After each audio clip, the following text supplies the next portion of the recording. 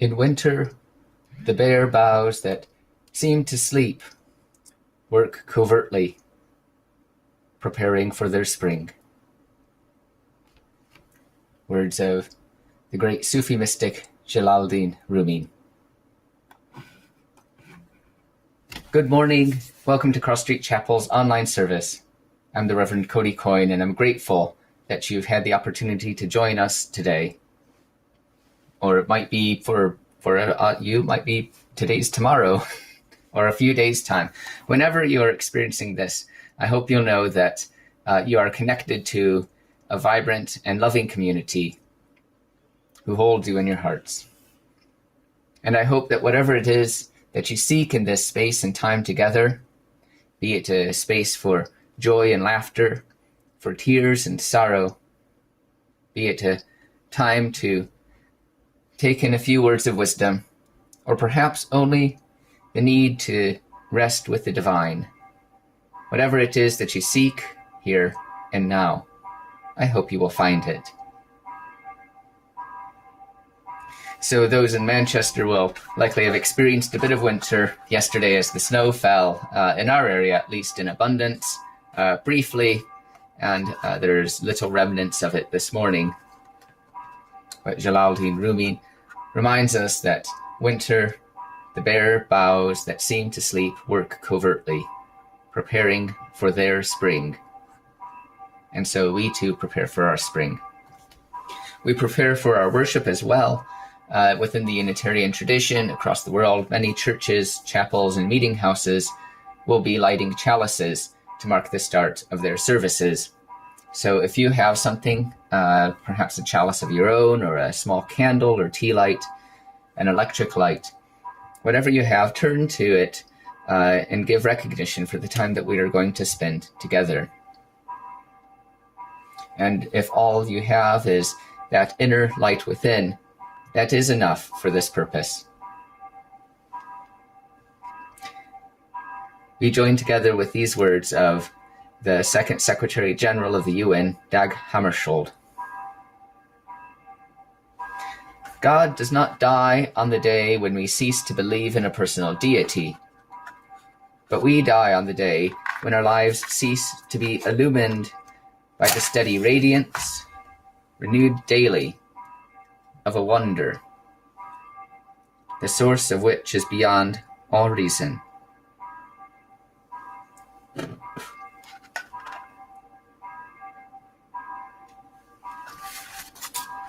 And that wonder that we experience in life, you may call many things. You might call it perfection, or nature, or reason, or truth, or love, or beauty, or perhaps God.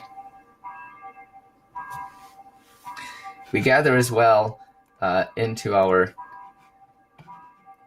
the time of our covenant. This is a more personal connection for Cross Street Chapel.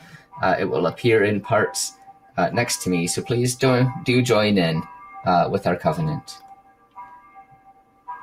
We gather here in sacred fellowship to witness the fullness of our lives and all life, to hold and be held, tell stories and listen, to be renewed and renew the world. We speak with care and patience. We act with gentleness and compassion. We forgive each other and ourselves. In faith that we build beloved community, we renew our covenant today.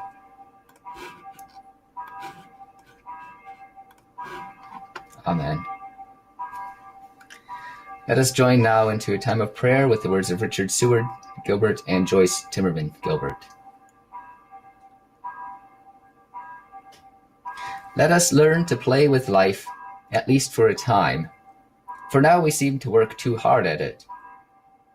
Let us learn to sing when we have only spoken, for the melody casts our words on winds of hope.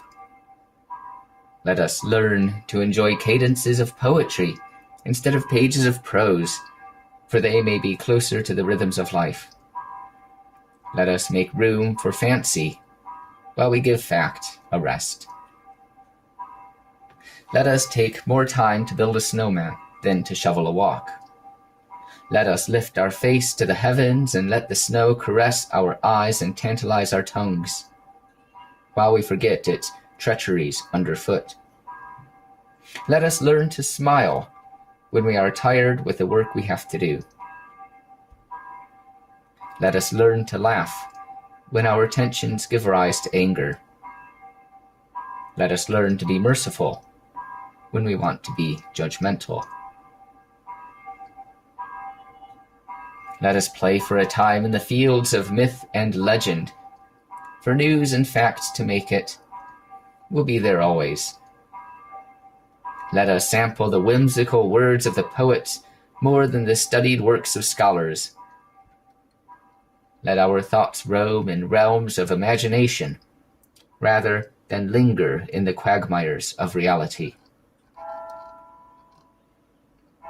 And so, may hope find its way into our hearts, even when our minds tell us there is no hope. May charity speak to us, even when we have nothing to give. May loving kindness be with us, always. Amen.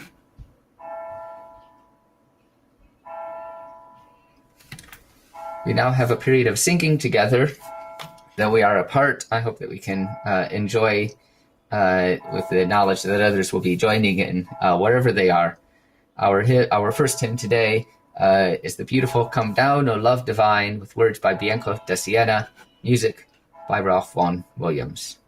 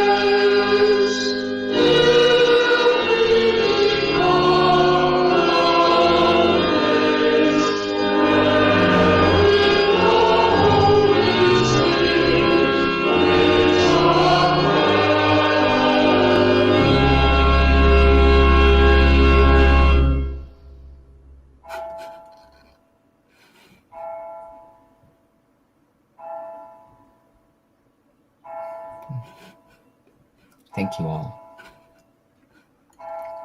We have now a reading by the great writer George Eliot. This is from her novel Romola. It's particularly from the very end, the epilogue. It is only a poor sort of happiness that could ever come by caring very much about our own narrow pleasures. We can only have the highest happiness, such as goes along with being a great person, by having wide thoughts and much feeling for the rest of the world, as well as ourselves. And this sort of happiness often brings so much pain with it that we can only tell it from pain by its being what we would choose before everything else, because our souls see it as good. There are so many things that are wrong and difficult in the world that no person can be great unless they give up thinking much about pleasures or rewards and get strength to endure what is hard and painful. And from those beautiful words, we turn to a reflection called The Web of Life by the Reverend Robert T. Weston.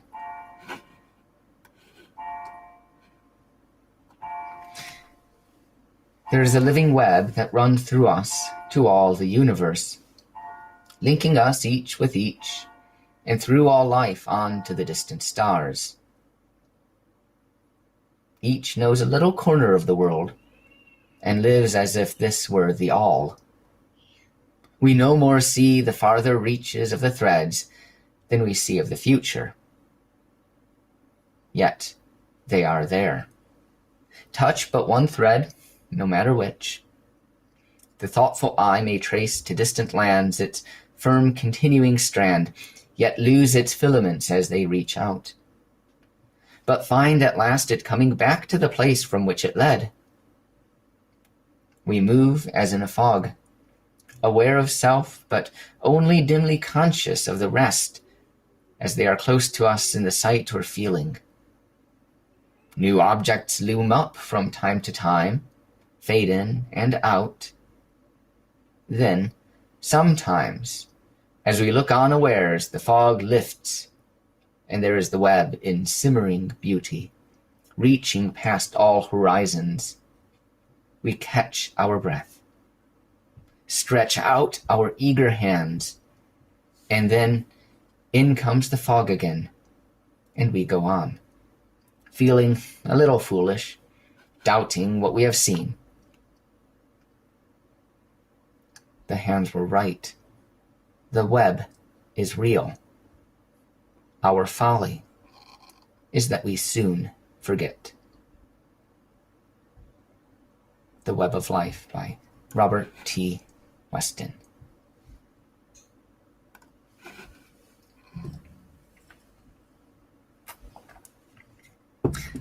My son Thomas loved the snow at first. He insisted that we go out on the balcony in the early hours. I had to get him into some wellies so he could look into the large, fluffy flakes as they gently and occasionally quickly fell from the sky. He looked up at them and watched them descend. He seemed unbothered by the few that had been caught up in his hair and on his cheek. In fact, he relished it so much that when I, on account of being cold, suggested that we return indoors, he let his views be known. He loved the snow until it was there in abundance. He succeeded in pulling me fully outside, eventually in the afternoon, through Prestwich to the flower park. He ran down the slope, as is his custom, and around to the steps again. Eventually wearying of that, if such a thing were possible, he ventured onto the snow-covered grass, something he rarely does. I imagine his curiosity got the better of him. The scores of children before us in the day had rolled up embodiments of people, leaving behind much more green than white, but still enough snow to traipse around in. This afternoon's activities, unlike the morning's, was not a cause for celebration. When Thomas accumulated some snow on his shoe and discovered it was not easily dislodged, he began to wail. As cross as in the morning when I took him out of the balcony, out of the snow. He is perhaps a little young for irony. Never mind. He eventually accustomed to it and explored the snow with the sense of touch. Perhaps there is some Michigan snow in him, after all. Much is said about the quiet steadfastness of winter. Rumi expresses it in the hidden workings of a tree, silently preparing new shoots to break forth in spring. Others write about the cold earth blanketed with snow and preserving the seeds that will eventually rise from the ground.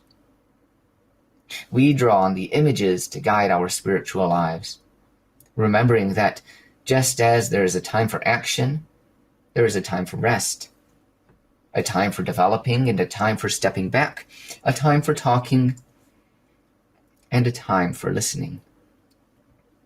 Winter, as Greta Crosby reminds us, is rich in pregnant negativities, managing to remind us to slow down while also giving us the blank canvas for our own creativity. Has it been a proper winter for us?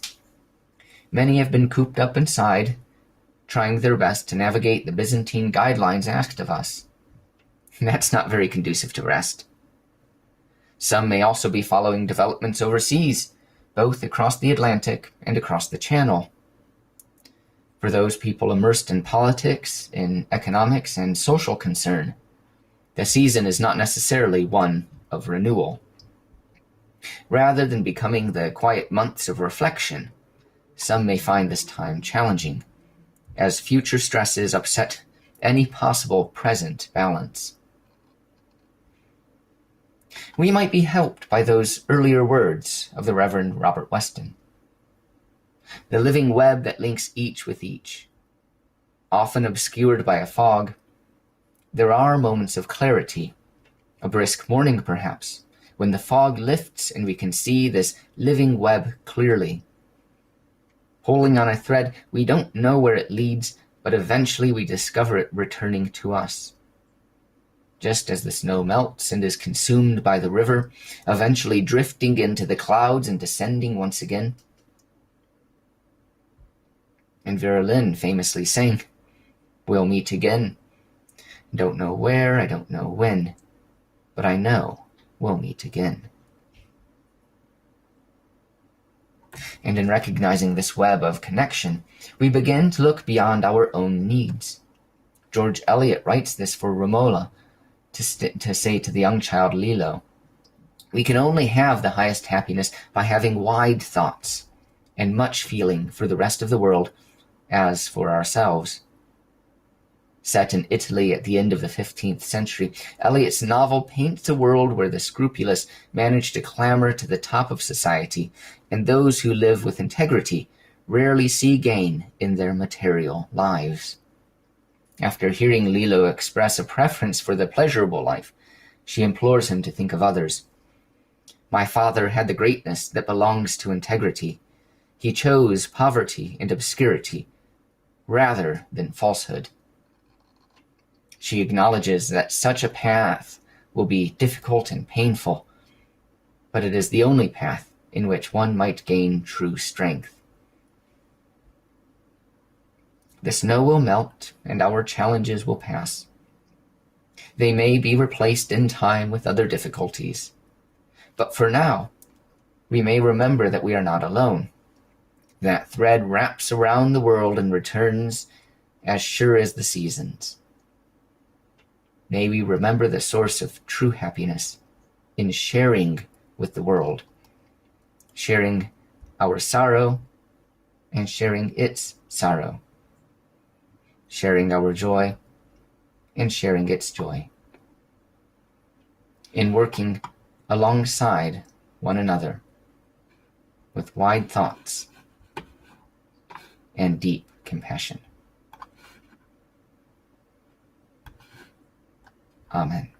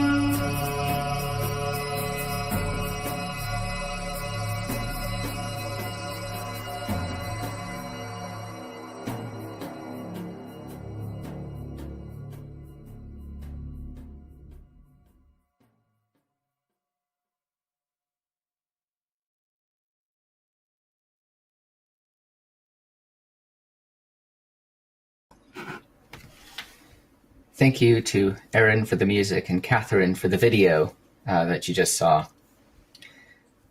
We come now to our candles of joy and sorrow. If you are registered on YouTube, then you'll be able to participate in the live chat, giving anything you wish to share, a joy, a sorrow, a trial, or a triumph.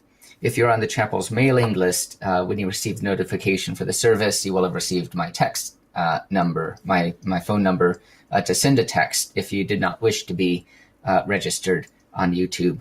I'm not going to type that here, although I also will note that we will be deleting this section from the service after the live version. So please do share your joys and your trials, your sorrows and your triumphs. Please type them in the chat box. I will read them out. If you prefer to hold them in your heart, know that your presence here is enough.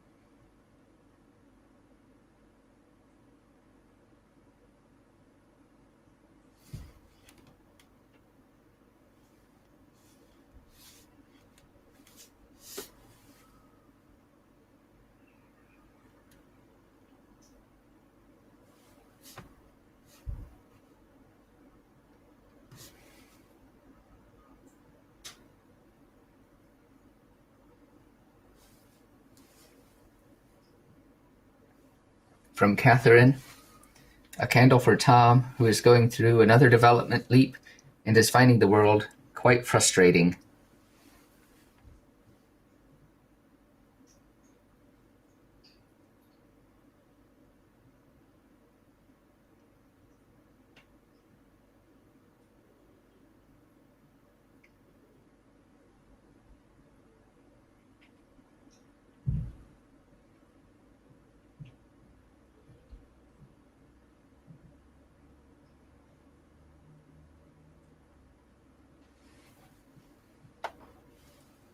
From Alan, the joy of reading to my grandchildren over Zoom.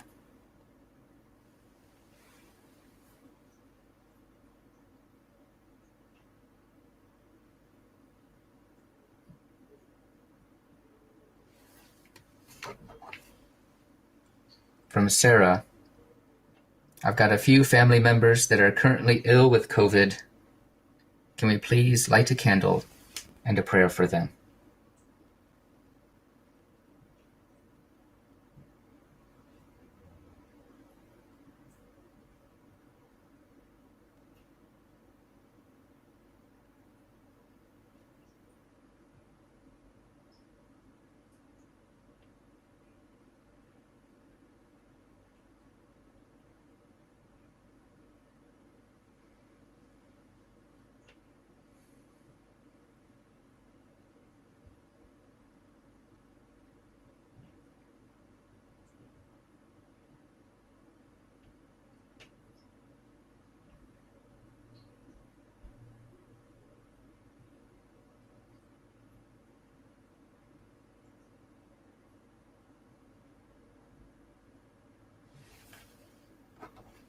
Adam, a candle for the joy of baking when it's cold outside.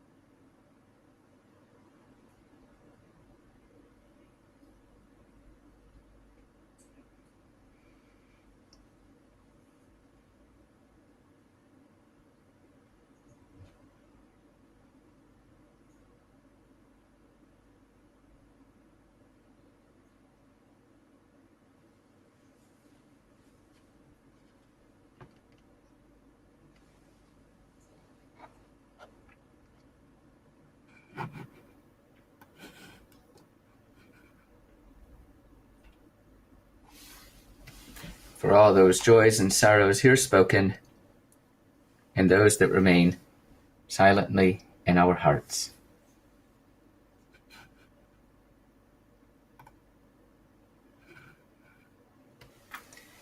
Let us turn now to a time of prayer with these words of Jess Reynolds. Spirit, plant me. Part the soil until there's room for me to curl up around myself and wait. I know there's life sleeping somewhere in this seed, just waiting for water and sun. Spirit, plant me. This is our covenant. You, on your knees, up to your elbows in dirt. Me, stripped bare of bark or shell, risking wind and snow to give myself the chance to grow. Amen. We now turn to a period of silence for reflection, meditation, contemplation, and personal prayer.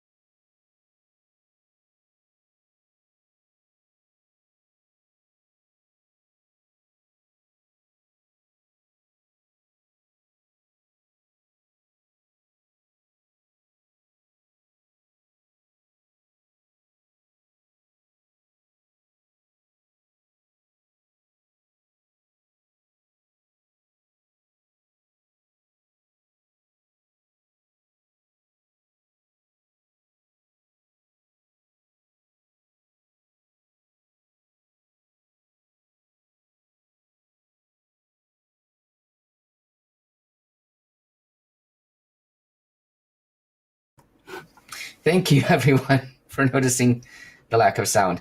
I believe I have to pick up from lighting a candle of thanks for the miners in China, which was from Laura. And then I began with a long discussion about the notices, which you will now see to my side. It's a learning experience, so thank you very much. If you wish to join our mailing list, if you have any pastoral concerns, please write to me at minister@crossstreetchapel.org.uk.